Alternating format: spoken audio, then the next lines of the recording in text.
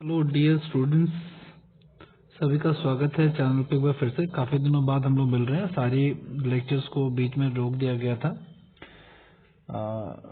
Due to my marriage functions. ठीक है, एक महीने बाद लौटे वापस हिस्ट्री का अपना लेक्चर को कंटिन्यू करते हुए। और हिस्ट्री का हम लोगों का 11th लेक्चर है ये, और इसके ऑलरेडी 10 लेक्चर अपलोडेड हैं जो कि मौर्य काल तक है। और मौर्य काल के बाद जो है वो मौर्योत्तर काल आता है।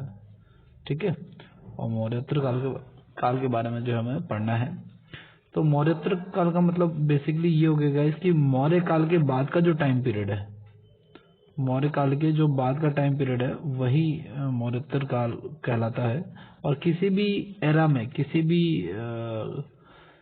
के भी शासन के बाद अगर उस शासन वो अगर कोई बड़ा शासन रहा है तो उसके बाद का जो टाइम पीरियड है वो उसमें उत्तर लगा के ही कहा जाता है, जैसे मुगलोत्तर काल, मौर्योत्तर काल। ठीक है ना, इस प्रकार से। पहला पॉइंट क्या कह रहा है, अनेक विद्वानों ने मौर्योत्तर काल को अंधकार का युग कहा है। ठीक है, मौर्योत्तर काल को कहा है, ध्यान रखना, मौर्य काल को नहीं कहा है।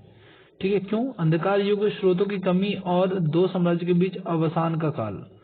ठीक है, मतलब कि स्रोतों की कमी, मतलब इस समय को जानने के लिए कि इस समय में क्या क्या हुआ था उसके लिए कोई हमारे पास सोर्सेज नहीं है, संसाधन नहीं है। और इसके अलावा जो मौर्य काल गुजरा पीछे और जो नया साम्राज्य आया, उनके बीच का जो टाइम पीरियड है वो काफी ज्यादा जो है वो सही नहीं है। लोगों के पॉइंट ऑफ व्यू से, इकोनॉमी के पॉइंट ऑफ व्यू से, दोनों तरीके से ये अंधकार युग कहलाया है।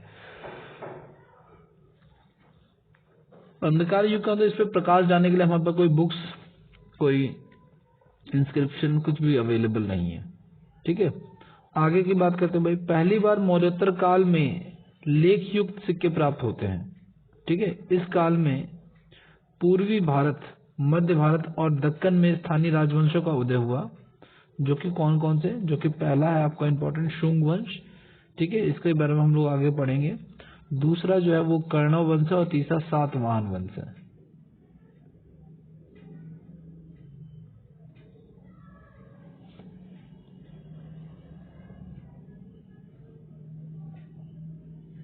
ठीक है, तो तीसरा आपका सातवाहन वंश है। आगे की बात करते हैं। पश्चिमी, उत्तर पश्चिमी भारत में, भाई उत्तर पश्चिमी भारत बोले तो कौन सा एरिया? जैसे मान लीजिए भारत है तो उत्तर तो ये, पश्चिमी ये यानी कि ये वाला जो एरिया था, ये वाला पाकिस्तान की साइड वाला, उसमें कुछ विदेशी राजवंश आ गए थे। कौन कौन से? जिसको हम लोग हिंदी यमन यानी कि इंडो ग्रीक कहते थे। दिस इज इंडो ग्रीक, या फिर शक कहते थे, शक वंश कहते थे, या फिर कुषाण वंश कहते थे। तो सबसे पहले हम लोग शुंग वंश के बारे में पढ़ने वाले हैं। ठीक है, शुंग वंश पढ़ने के बाद हम लोग कर्णव और सातवाहन पढ़ेंगे। उसके बाद फिर उत्तर पश्चिम भारत के कुछ राजवंशों के बारे में पढ़ेंगे। ठीक है, तो पहले पहले हम लोग सबसे पहले शुरू करते हैं शुंग वंश के बारे में। मौर्योत्तर काल के बाद जो सबसे बड़ा वंश आया वो शुंग वंश ही था। ठीक है, इसको हटा देता हूं मैं, आगे बढ़ते हैं।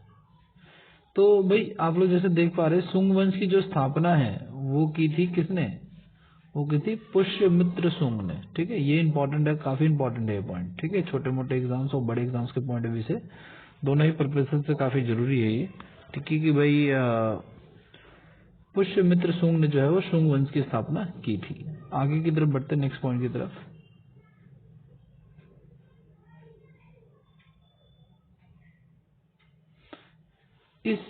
यह प्रथम ब्राह्मण राजवंश है, यह प्रथम राजवंश है जिसने मगध में पहली बार प्रशासन किया।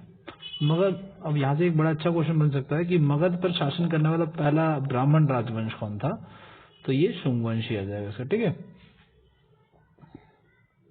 अच्छा, अगला भी इम्पोर्टेंट है। अगला इम्पोर्टेंट ये है कि भाई कोई राजा बन जाता तो वो राजा कहलाता है, लेकिन पुष्यमित्र शुंग जो कि शुंग वंश के संस्थापक थे, ये राजा बनने के बाद भी सेनापति ही कहलाए। ठीक है, इनके शासन काल में प्रथम यूनानी आक्रमण हुआ। ठीक है, इंडो ग्रीक वॉर जो जैसे कह सकता हूँ, यूनानी का मतलब है इंडो ग्रीक जो अलेक्जेंडर वगैरह से जुड़ा हुआ है। ठीक है, तो पहला जो यूनानी आक्रमण है वो इन्हीं के समय में हुआ। मौर्योत्तर काल में प्रथम यूनानी आक्रमण ड्रेमेटियस के नेतृत्व में हुआ, लेकिन यह केवल व्यास नदी तक आया। ठीक है, और पूर्वी भारत में विजय इसके सेनापति मिनेंडर ने की। ये पॉइंट को थोड़ा सा देखते हैं, ये भी इंपॉर्टेंट है, ये पुराना वाला पॉइंट ही रिपीट हो रहा है एक तरह से। मौर्योत्तर काल में प्रथम यूनानी आक्रमण ड्रेमेटियस के नेतृत्व में हुआ, ठीक है, जो हुआ था अभी बताया था आपको, लेकिन यह केवल व्यास नदी तक आया और पूरी भारत की विजय इसके सेनापति मेंढर ने की थी। मतलब कि ये पूरा नहीं जीत पाया, पूरा जीतने के लिए मतलब ईस्टर्न इंडिया तक आने के लिए इसने अपने सेनापति मेंढर को भेजा था, ठीक है। बौद्ध ग्रंथों में पुष्यमित्र शुंग को बौद्ध द्रोही कहा था, मतलब जो उसका अगेंस्ट हो, यानी ये शायद बौद्ध धर्म के खिलाफ रहा होगा, इसलिए इसको बौद्ध द्रोही कहा है। शुंग काल में सांस्कृतिक भाषा का अत्यधिक विकास हुआ। शुंग काल में सांस्कृतिक भाषा का अत्यधिक विकास हुआ और पुष्यमित्र शुंग का दरबारी कवि महर्षि पतंजलि थे, जो संस्कृत के विद्वान थे और जिन्होंने महाभाष्य नामक व्याकरण ग्रंथ की रचना की, ठीक है, व्याकरण रचना की, जो पारणि के अष्टाध्यायी ग्रंथ है ना, पारणि व्यक्ति का नाम है जिसने एक बुक लिखा था अष्टाध्यायी, तो उनके बराबर ही ऑलमोस्ट, ठीक है। मतलब देखो पारणि ने किताब लिखी अष्टाध्यायी, और ये जो महाभाष्य है ये पारणि के अष्टाध्यायी की ही व्याख्या करता है। आगे की तरफ बढ़ते हम नेक्स्ट अगर आपका शुंग काल में ही मनुस्मृति की रचना हुई, ठीक है, ये भी बड़ा इंपॉर्टेंट है। मनुस्मृति जो है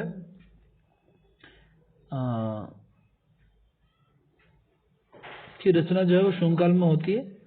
पुष्यमित्र शुंग ने 2 अश्वमेध यज्ञ किया, जिसमें से जिसके पुरोहित जो है वो पतंजलि थे, जिसके पंडित जो थे, जिसके कर्ता जो थे, जो पंडित जो करवाता है यज्ञ को, जो ऑनर होता है वो तो अलग होता है, ठीक है, तो वो पतंजलि थे। पुष्यमित्र शुंग ने सांची और भरमुत के स्तूपों का विस्तार और अलंकरण कराया, ठीक है ना। सांची के स्तूपों का उन्होंने अलंकरण करा, मतलब उसको दोबारा से रेनोवेट कराया।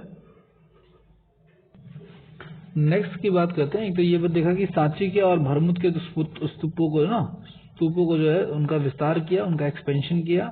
विस्तार का मतलब एक्सपेंशन होता है उसको बड़ा करना एक तरह से, और उनका जो है रिनोवेशन किया, उनका अलंकरण किया।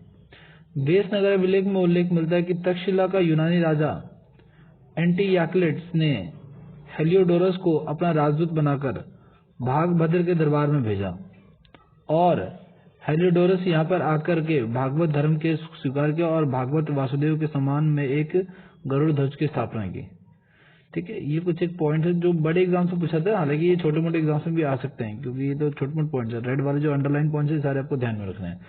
तो अब मौर्योत्तर काल में जितने पॉइंट्स थे उसमें से एक लास्ट पॉइंट और बच गया भाई, कि शुंग वंश का लास्ट पॉइंट बच गया। शुंग वंश का अंतिम शासक जो था वो देवभूति था। देवभूति को ही शुंग वंश का आखिरी शासक माना गया है, और पुष्यमित्र शुंग जो है वो उसका संस्थापक था। आगे शुंग वंश के में आगे देखते हैं या नहीं है, देखते हैं वो भी। नेक्स्ट हमारा गाइस कर्ण वंश, ठीक है। मौर्योत्तर काल में जो दूसरा हमने पढ़ा था, ठीक है, ये हम पढ़ रहे हैं कहाँ के राजे, ये हम पढ़ रहे हैं दक्षिण भारत, मध्य भारत और पठारी इलाकों के, है ना, प्रादिप पठारी इलाकों के बाद।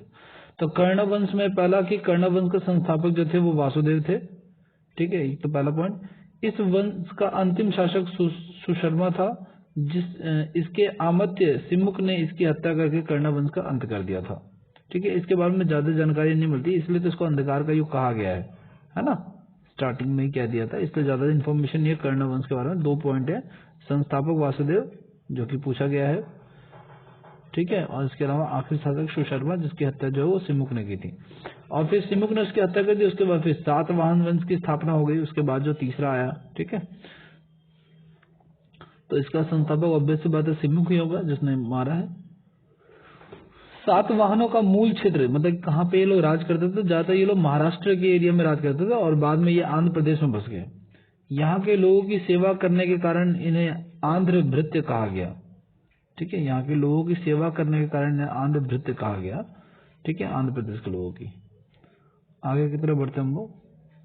सिमुक की मृत्यु के बाद, इसकी जब डेथ हो गई तो इसके बाद इसका छोटा भाई कृष्ण या फिर कान्हा, दोनों एक ही व्यक्ति का नाम है, शासक बना, और इसके बाद कृष्ण का पुत्र सातकर्णी प्रथम जो है वो शासक बना, ठीक है। इसके बाद से थोड़ा सा ये वंश जो है ना काफी ग्रो पे चला, तो इसके बारे में अब हम और पढ़ने वाले हैं। क्या पढ़ने वाले हैं वो देखो ध्यान से आप।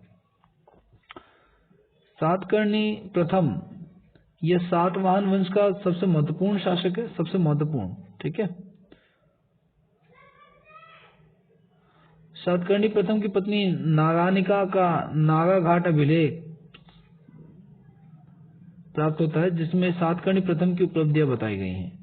ठीक है, कहने का ये है, सातकर्णी प्रथम की पत्नी नागानिका का नागाघाट अभिलेख में जिक्र मिलता है, और उसी में ही सातकर्णी प्रथम की उपलब्धियों के बारे में, उसकी अचीवमेंट्स के बारे में बताया गया है। इसी अभिलेख में, यानी कि नागाघाट अभिलेख में ही सातकर्णी प्रथम को महान विजेता और महान शासक बनाया गया है। ठीक है, आगे की बात करते हैं थोड़ा सा। नागाघाट अभिलेख में उल्लेख मिलता है कि सातकर्णी ने इन यज्ञों के उपलक्ष्य में ब्राह्मणों को मुद्रा के साथ साथ भूमिदान भी दिया, और यह भूमिदान का प्रथम अभिलेखीय प्रमाण है। मतलब इससे पहले भूमि में दान दी जाती थी या नहीं दी जाती थी, इसका कोई लिखित प्रमाण अभी तक नहीं है जो अभिलेखों में मिला हुआ है। लेकिन ये चीज, ये वाला जो भूमिदान है ना, जो सातकर्णी ने दिया था, इसका अभिलेखीय प्रमाण मिला है, और ये पहला ही है। ठीक है, इससे पहले शायद भले ही भूमि दी गई थी इसको, लेकिन इसका कोई अभिलेखों में लिखा हुआ कोई जिक्र प्राप्त नहीं हुआ था। सातकर्णी प्रथम की मृत्यु के बाद इसकी पत्नी नागानिका ने अपने अल्पवयस्क पुत्र शक्तिश्री व वेदश्री के नाम से शासन किया, है ना। उसकी पत्नी ने क्या किया, अपने बच्चों को बिठाया, ठीक है, जिसका नाम था शक्तिश्री और वेदश्री, और शासन किया। शासन वही कर रहे थे एक्चुअली। ये प्रथम भारतीय महिला शासिका के रूप में कार्यरत है। ठीक है, तो भाई नागानिका को प्रथम भारतीय महिला शासिका के रूप में जाना जाता है। ठीक है, आगे बढ़ते हम लोग। नेक्स्ट रूल आता है गाइस, इसके बाद सातकर्णी का जो नेक्स्ट राजा आता है उसका नाम है राजा हाल। ठीक है, इस अंधकार युग में मैंने कब बोला आपको, जो मौर्योत्तर काल है वो अंधकार युग है। इस अंधकार में 17 राजा हुआ, जिसमें से राजा हाल जो थे एक इंपॉर्टेंट थे। उनके बारे में भी देख लेते हैं क्या क्या कह रहे हैं ये लोग।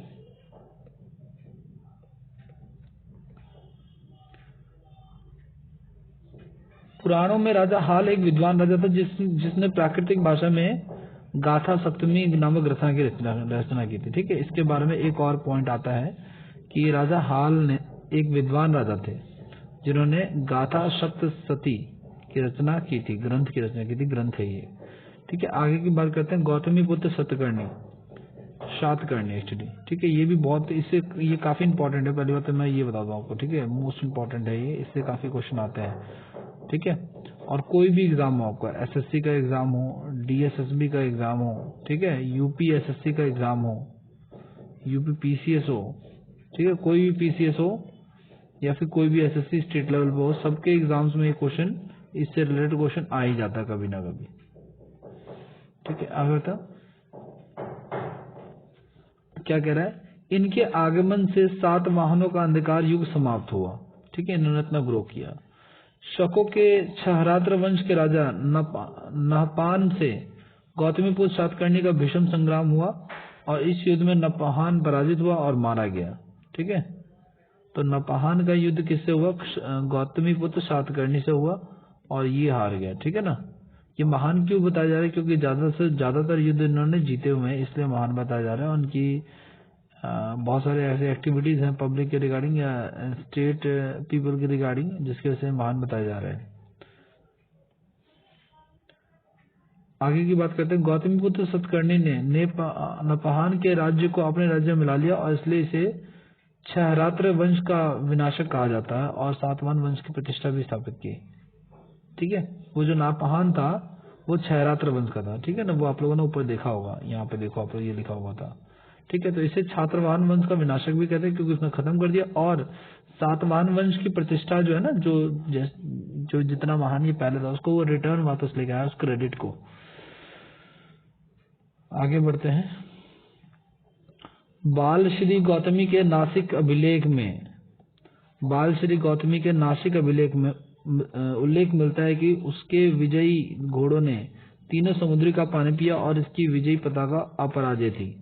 ठीक है भाई, ये जो गौतमीपुत्र सातकर्णी था ना, बाल श्री गौतमी, ठीक है, जो उसका पुत्र था, उसके नासिक अभिलेख में मिलता है कि उसके घोड़ों ने तीनों समुद्र का पानी पिया। तीनों समुद्र का पानी का मतलब ये हो गया कि मान के चलिए भारत का है ना नक्शा, तो इधर बंगाल की खाड़ी है, ठीक है, इधर हिंद महासागर है, और इधर अरब सागर है। तो तीनों का पानी पिया, मतलब इसको इधर भी कोई हराने वाला नहीं था, इधर भी कोई हराने वाला था और नीचे भी कोई हराने वाला नहीं था। ठीक है, और इसने विजय पताका जो थी इसकी अपराजित थी, मतलब इसको कोई हरा नहीं सकता था। ठीक है, इसके होता है अश्वमेघ यज्ञ करना। अश्वमेघ यज्ञ करने का मतलब ये हो गया कि अपने घोड़ों पे ये ध्वज बांध करके छोड़ देते थे और घोड़ा जहां तक जाएगा वो राजा का एरिया होता था, और क्या नाम है, जो उस घोड़े को रोकता था वो राजा से युद्ध करता था। तो उसमें किसी ने इसको चैलेंज नहीं किया। आगे बढ़ते हैं गैस, आगे बढ़ते हैं नेक्स्ट पॉइंट की तरफ हम लोग। नेक्स्ट पॉइंट हमारा क्या रहा है, वशिष्ठी पुत्र पुलुमावी। इसने दक्षिणापथेश्वर की उपाधि धारण की। ठीक है, और वशिष्ठी पुत्र पुलुमावी ने नवनगर नामक नगर बसाने का उपलक्ष्य में नवनगर स्वामी की उपाधि धारण की। ठीक है, नवनगर स्वामी की उपाधि धारण की। इसने अमरावती के स्तूप पर आकार वर्धन करवाया। ठीक है, अब नेक्स्ट की बात करते हैं। नेक्स्ट जो राजा रहा वो आ रहा है यज्ञ श्री शतकर्णी। ठीक है, यज्ञ श्री शतकर्णी सातवाहनों का अंतिम महत्वपूर्ण राजा था। इसने शकों को पराजित किया और पुनः अपने पूर्वजों के राज्य को प्राप्त किया। ठीक है, जो खो गए थे। इस वंश का अंतिम शासक पुलुमावी चतुर्थ था। इस वंश का जो याज्ञश्री शतकर्णी का जो अंतिम शासक था वो पुलुमावी चतुर्थ था। सातवाहनों की राजधानी प्रतिष्ठान की और इस समय व्यापार का केंद्र भी थी। सातवाहनों का ब्राह्मणों और बौद्धों को भूमिदान दिया गया। यहीं से भूमिदान की प्रवृत्ति शुरू हुई और इसके सामंतवाद का जन्म माना जाता है। ठीक है, मतलब भूमिदान जो दी जाती थी इसके बाद जो आने वाले राजाओं ने दी है, जो अकबर तक ने दी है, ठीक है, उसका क्रेडिट जो है वो मतलब शुरुआत जो है बेसिकली कह लो एक तरह से वो ये दी यहीं से होती है, सातवाहनों द्वारा ना। सातवाहनों ने ही भूमिदान की प्रोसेस को जो है वो शुरू किया था। आगे बढ़े। सातवाहन मात्र सत्तात्मक समाज था, मतलब ये महिलाओं को जो है वो प्रेफरेंस देते थे। ठीक है, और सारी चीजें, सारे बड़े फैसले जो महिलाओं से पूछ कर होते थे। घर में महिलाओं, घर का जो मुखिया होती थी वो महिलाएं ही होती थी, कोई पुरुष नहीं होता था।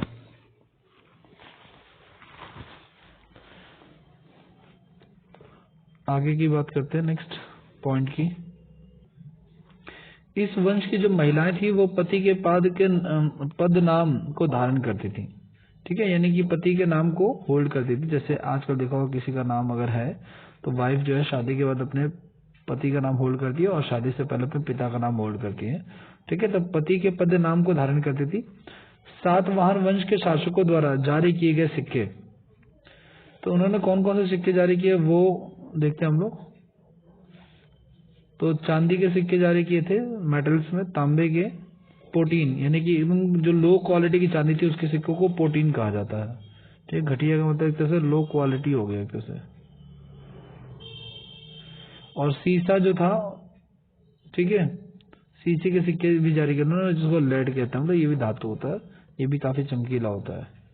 ठीक है, आगे बढ़ते हैं next. Hind Yemen Indo Greek की बात हो रही है यहाँ पे। मौर्योत्तर काल में यूनानी भारत में बैक्टीरिया मतलब हिंदू कुश पर्वत को ही कहते थे, जहां से ये लोग आए थे पश्चिम से। ठीक है, तो हिंद यमन यानी इंडो ग्रीक आए कहां से थे, वो बैक्टीरिया यानी कि हिंदू कुश पर्वत के पश्चिम से आए थे। नेक्स्ट है यूथिडेमस वंश। ठीक है, एक सेकेंड। यूथिडेमस वंश का संस्थापक जो था वो यूथिडेमस था, जो 212 ईसा पूर्व बैक्टीरिया का गवर्नर बना था। 212 ईसा पूर्व की बात हो रही है। ठीक है, आगे बढ़ते हम लोग। यूथिडेमस की मृत्यु के बाद, एक सेकंड होल्ड करो। यूथिडेमस जो था, जो बैक्टीरिया का गवर्नर बना, उसकी मृत्यु के बाद जो है वो ड्रेमेटियस को बैक्टीरिया का शासक बनाया गया। ड्रेमेटियस वही इसने आक्रमण किया था भारत के ऊपर। ठीक है, तो अभी देखते हैं इसके आगे पढ़ते हैं हम लोग। ड्रेमेटियस बैक्टीरिया का पहला संप्रभुता संपन्न शासक बना। संप्रभुता संपन्न शासक मतलब जो पूरी तरीके से संपन्न हो। ठीक है, और मौर्योत्तर काल में प्रथम यूनानी आक्रमण ड्रेमेटियस के नेतृत्व में हुआ। ठीक ना, यानी मौर्य काल में पहला जो भारत पे आक्रमण हुआ, ठीक है, वो इसी के शासनकाल में हुआ है। ये तकरीबन 200 ईस्वी ईसा पूर्व के आसपास की बातें चल रही हैं, यानी हम लोग जीरो के आसपास आने वाले हैं। अभी तक हमने इससे पहले पूरा का पूरा 2500 साल कवर कर लिया है, और जीरो से आने के बाद हम लोग आगे के 2500 साल आगे के कवर करने वाले हैं, ठीक है। तो आगे चीजें और इंटरेस्टिंग होंगी, पढ़ते रहिए आप लोग। आगे बढ़ते हैं हम लोग नेक्स्ट जो शासक आया वो मेंडर आया। मेंडर जो था, मेंडर ड्रेमेटियस का सेनापति और दामाद भी था। बौद्ध ग्रंथ मिलिंद पानहो से ज्ञात होता है कि मेंडर की राजधानी साकल थी, ठीक है। उसमें लिखा हुआ ऐसा कि उनकी राजधानी जो थी वो साकल थी। नेक्स्ट की बात करते हैं। मिलिंद पानहो ग्रंथ की रचना जो है वो नागसेन ने की थी, इंपॉर्टेंट है कभी, ठीक है। मिलिंद पानहो ग्रंथ की रचना जो है वो नागसेन ने की थी। मेंडर पहला यूनानी शासक था जो भारत में आकर बौद्ध धर्म को ग्रहण करता है, ठीक है। ये पहला शासक बनता है जो भारत में आकर क्या ग्रहण करता है, बौद्ध धर्म को अडॉप्ट करता है, ठीक है। नेक्स्ट पॉइंट की तरफ बढ़ते हैं। हिंद यमन में जो मेंडर की डेथ हो जाती है, तो मेंडर की डेथ के बाद जो अगला शासक आता है, मेंडर की मृत्यु के बाद जो अगला शासक आता है उसका नाम है स्ट्रेटो प्रथम, और इसकी भी मुद्राएं जो है वो मथुरा में मिलती हैं। इवैक्यूएशन जो हुआ है वहां पे खुदाई जो हुई है उसमें मिलती है, ठीक है। इस वंश का अंतिम ज्ञात शासक जो हमें पता अभी तक वो हिप्पोस्ट्रेटस था, ठीक है। हिप्पोस्ट्रेटस जो था वो इसका ज्ञात शासक था। आगे की बात करते हैं। यूक्रेटाइडिस वंश,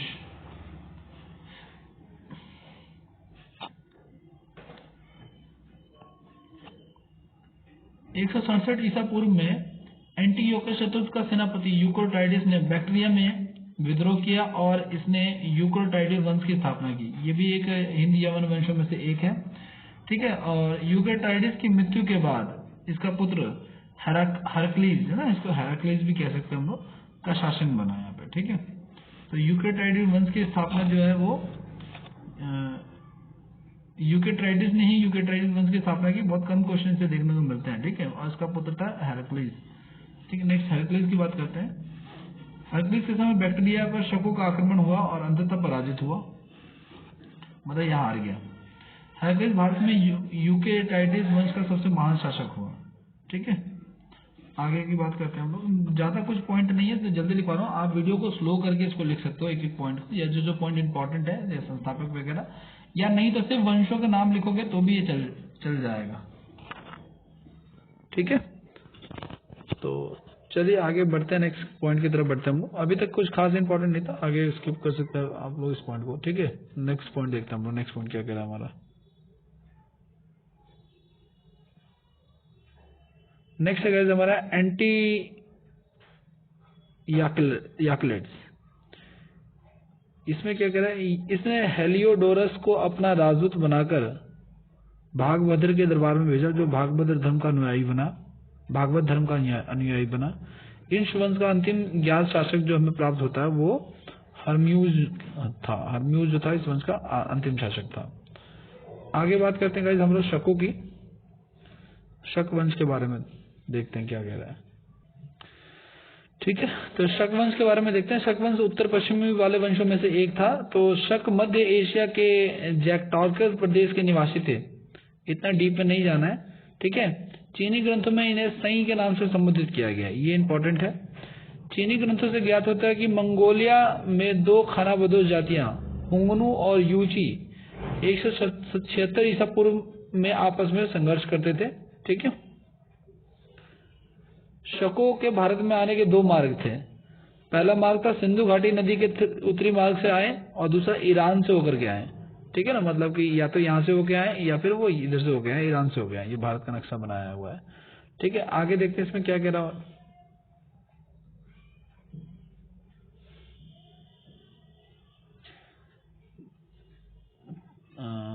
तक्षशिला में शक।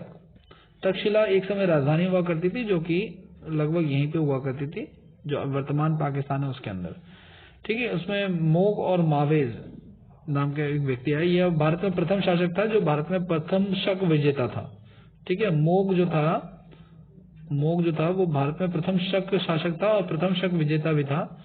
इसी अभिलेख मोग अभिलेख से ज्ञात होता है कि मोग राजा ने मोग संवत का प्रचलन किया था।